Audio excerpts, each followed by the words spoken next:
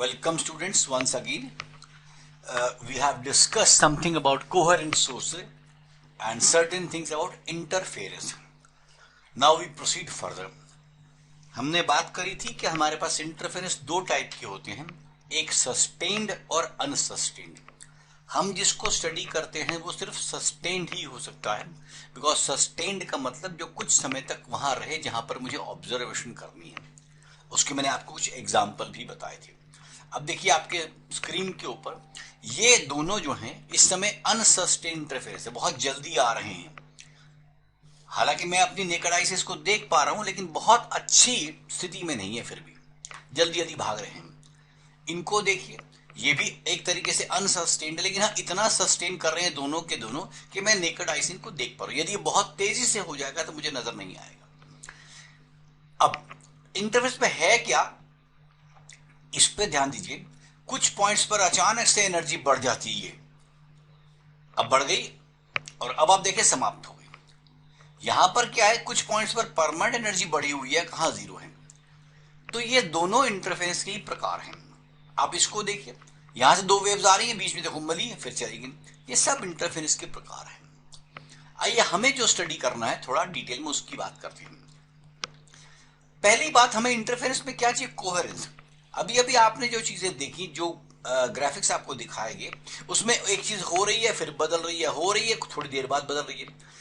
यदि ये होने और न होने वाली चीज का डिफरेंस 1/10 सेकंड से कम है तो हम बिल्कुल आंख से देख ही नहीं सकते.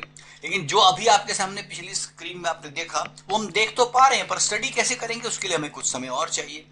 ये चीजें माइंड में रखिए. तो इसलिए हमें कोहेरेंट सोर्सेस चाहिए. ये क्या होते हैं पहले समझिए. मान लीजिए ये एक वेव है, एक जगह पर दो वेव्स का इंटरफेरेंस मैं आपसे बात कर रहा हूं, दो वेव्स का. एक और वेव ये आई.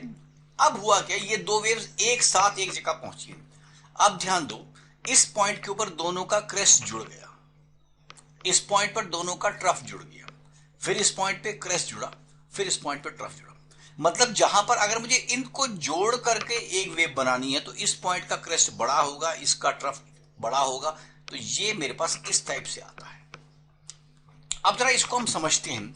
ये पॉइंट उन दोनों क्रेस्ट को जोड़कर बना, और ये अगर ये वेव हमेशा ऐसी रहती तो इस पॉइंट पर परमानेंट क्रेस्ट रहेगा, परमानेंट यहां ट्रफ रहेगा. दूसरी बात, अब मैं अगर ये वाली वेव इस पॉइंट की जगह, अगर मैं देखो इन दोनों के बीच का अभी पाथ डिफरेंस जीरो है. पाथ डिफरेंस मतलब जहां पर इसका क्रेस्ट है वहीं इसका क्रेस्ट है.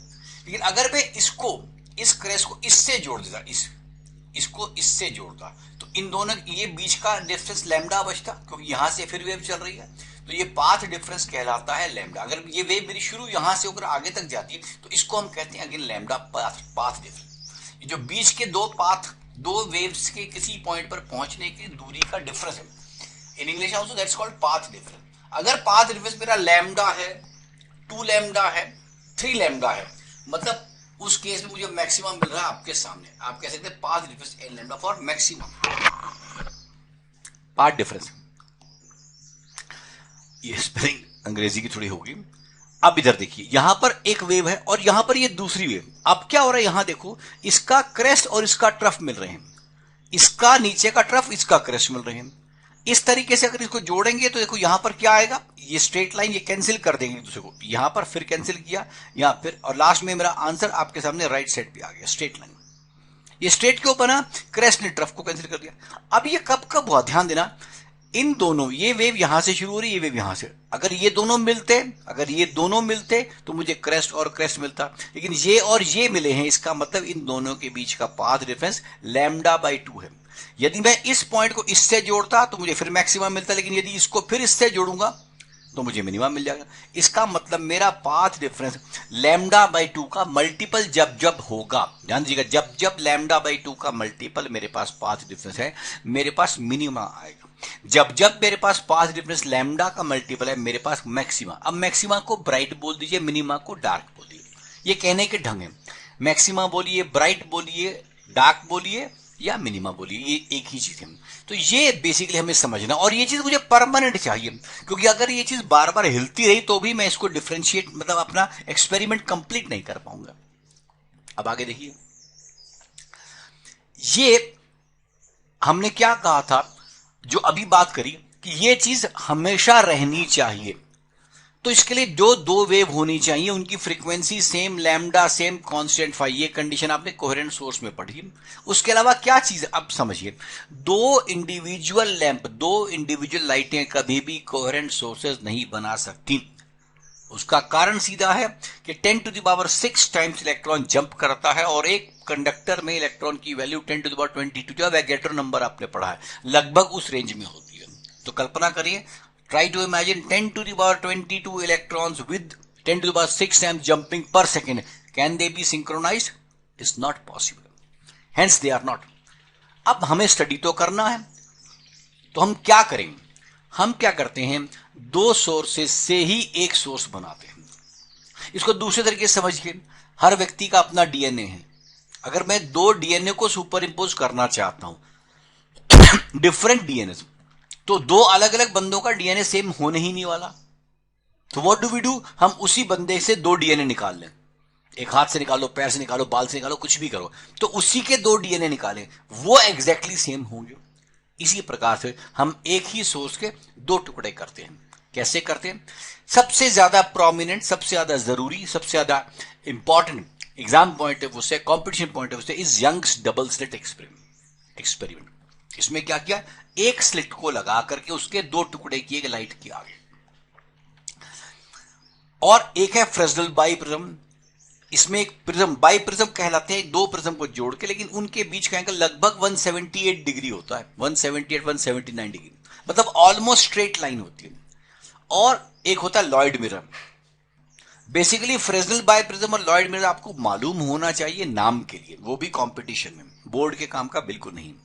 अब यंग्स डबल स्लिट एक्सपेरिमेंट हमारा सबसे ज्यादा डिटेल में, उसको हम थोड़ा समझेंगे। आइए, यंग्स डबल स्लिट से पहले हमको क्या माइंड में डाल लेना है, पहली बात के path difference lambda 2 lambda 3 lambda पर मैक्सिमम होगा, और lambda by 2 3/2 lambda 3/2 lambda 5/2 lambda पर मिनिमम का, यही पॉइंट है।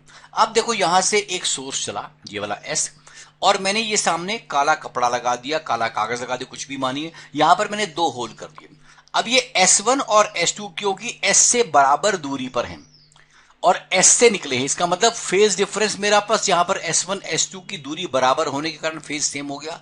फ्रीक्वेंसी तो सेम होगी क्योंकि उसी सोर्स से निकाला है, और वेवलेंथ भी सेम होगी, तो मतलब एग्जैक्टली आइडेंटिकल मेरे पास ये दो सोर्सेस S1 और S2 आ गए।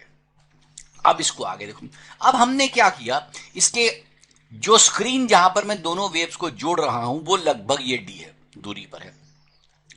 दोनों स्लिट के बीच, इसको स्लिट्स बोलते हैं, दोनों स्लिट के बीच की दूरी को मैंने स्मॉल डी मान लिया, और इसका सेंट्रल पॉइंट ये माना, और यहां से y दूरी के ऊपर, मैंने इस p पॉइंट के ऊपर मैं स्टडी करना चाहता हूं मैक्सिमा है या मिनिमा, इसकी कंडीशन, मैंने y मेरा वेरिएबल है।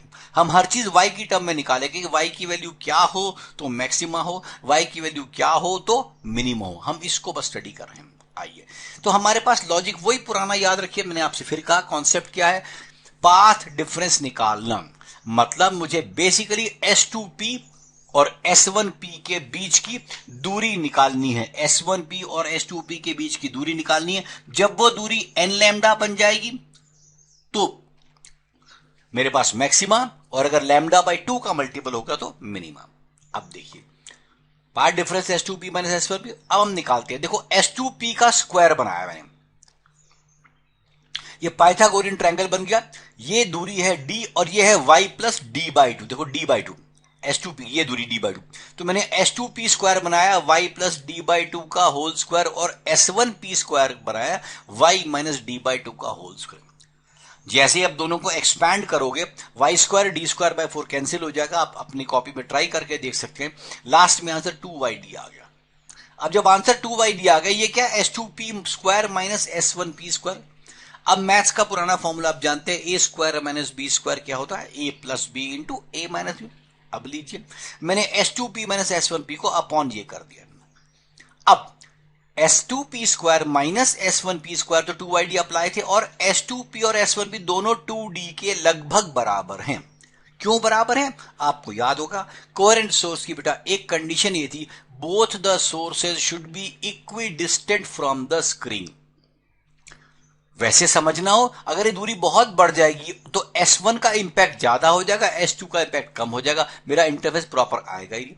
इसलिए हमने क्या लिया है, ये दूरी लगभग इसी रीजन के ऊपर बात कर रहा हूं मैं, लगभग इसी रीजन में। और ये अभी आपको मैं एनिमेशन दिखाऊंगा तब भी देखिए सिर्फ इतने हिस्से भाई करेक्ट क्लियर नजर आता है। अब इस पाथ डिफरेंस को मुझे मैक्सिमा के लिए क्या करना है, n lambda D by d, क्योंकि पाथ डिफरेंस एन लैम्डा होना चाहिए, और वाई एन मेरा, ये वाई एन आया था मेरा 2 वाई डी बाई डी, तो मैंने वाई डी बाई डी को एन लैम्डा से इक्वेट कर दिया, वाई एन की value N lambda D by D आ गई। एन को 0 पुट करेंगे तो बोलेंगे उसको सेंट्रल मैक्सिमम, 1 पुट करेंगे तो फर्स्ट मैक्सिमम, सेकंड करेंगे सेकंड, और ये मैक्सिमा बोलिए ब्राइट फ्रिंज बोलिए एक ही बात है, मैक्सिमा बोलिए ब्राइट फ्रिंज बोलिए एक ही बात है। इसी प्रकार से जब ये वैल्यू मिनिमा के लिए 2n-1 लैम्डा बाई 2 होगी, इसकी वैल्यू मैंने यहां कर दी y n। यहां एक बात का ध्यान रखें, किसी किसी किताब में आपको 2n+1 लैम्डा बाई 2 लिखा जाएगा, वो भी ठीक है, पर एक फर्क है। मैं क्यों 2n-1 लैम्डा बाई 2 करता हूं, क्योंकि अगर फर्स्ट मिनिमा है तो n की वैल्यू 1 पुट करनी है। जब आप 2n+1 वाला फॉर्मूला इस्तेमाल करते हैं उसमें n 0 से शुरू होता है, तो न्यूमेरिकल में एरर न हो इसके लिए 2n-1 यूज मैं करता हूं। 2n+1 लिखा, इसका मतलब आप थर्ड मिनिमा मतलब n को 2 पुट कीजिए, लेकिन अगर आप 2n-1 यूज करते हैं थर्ड मिनिमा माने n को 3 पुट करेंगे। ये फर्क याद रखिएगा, फॉर्मूला दोनों ही ठीक है। अब आगे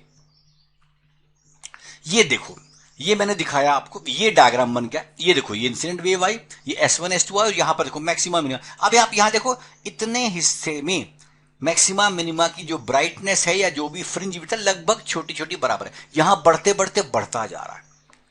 तो इसके लिए हमने बेसिकली कॉन्सेंट्रेट किया था यार इतने हिस्से में क्या फ्रिंजेस आ रही, बस इससे अधिक पर हम बात नहीं करते, क्योंकि वही कंडीशन के both sources should be equi distant वाली पूरी नहीं हो पाती, इसलिए हम उसकी बात नहीं करते। अब रह गया फ्रिंज विड्थ को निकालना। अब देखो अगर मुझे इस येलो की विड्थ निकालनी है, मतलब मैं blue dark minus blue dark करूंगा तो येलो की विड्थ आ जाएगी, और अगर मैं डार्क माइनस डार्क करूंगा तो ब्राइट की विड्थ आ जाएगी, येलो वाले की। तो डार्क फ्रिंज विड्थ क्या होती है, yn-1 ऑफ ब्राइट, जिसकी थिकनेस निकालना है उसके दूसरे yn माइनस करने हैं, तो मैंने यहां कर दिया। इसको आप सिंप्लीफाई करेंगे लैम्डा डी बाई डी, लेकिन ये फ्रिंज विड्थ है। अगला ब्राइट फ्रिंज विड्थ में क्या करूंगा मैं, डार्क माइनस डार्क, तो yn dark minus yn-1 dark, ये वैल्यू आ गई। अब यहां पर देखो n की वैल्यू n-1 किया, इसलिए 2n-3 आया, क्योंकि n की जगह n-1 पुट करोगे बेटा तो आएगा 2n-2 -1, तो ये आता है। इसको जब सॉल्व करोगे फ्रिंज विड्थ सेम आती है। तो आपने देखा डार्क की फ्रिंज विड्थ और ब्राइट की फ्रिंज विड्थ सेम आएगी, लेकिन हाँ दोनों में कंडीशन ये है कि दोनों लगभग equi distance from the source होने चाहिए, तभी ये पॉसिबल है। अब आप इसको थोड़ा सा और समझें, ये देखिए ये है। अब आप देख सकते हो इस हिस्से में मेरे पास फ्रिंज विड्थ नजर आ रही है, यहां पर क्लियर नजर नहीं आ रही क्योंकि ये हिस्सा टूट जाएगा आगे, ये देखो ये। अब आप देखिए ये रहा यंग्स डबल स्लिट का एक्सपेरिमेंट। अब इतने हिस्से में आप देख सकते हो यहां पर फ्रिंज विड्थ देखो कितनी अच्छी नजर आ रही है, डार्क ब्राइट, लेकिन जब और दूरी चली जाएगी तो थिकनेस बदल जाएगी, और यही उसका मेन प्रभाव था कि मेरे को इक्वी डिस्टेंस वहां रखना है स्क्रीन से। तो ये था यंग्स डबल स्लिट एक्सपेरिमेंट, इसकी पूरी डेरिवेशन और फाइनल इसके फॉर्मूले बहुत इंपॉर्टेंटली याद रखिएगा, क्योंकि ये कंपटीशन में और बोर्ड में बहुत बहुत इंपॉर्टेंट है। मतलब वेव ऑप्टिक्स का सबसे इंपॉर्टेंट टॉपिक यही है। I hope you have understood, so you can contact me on www.dhawanlearning.com। कहीं डाउट हो मुझे इस पर भी आप लिख सकते हैं। Thank you.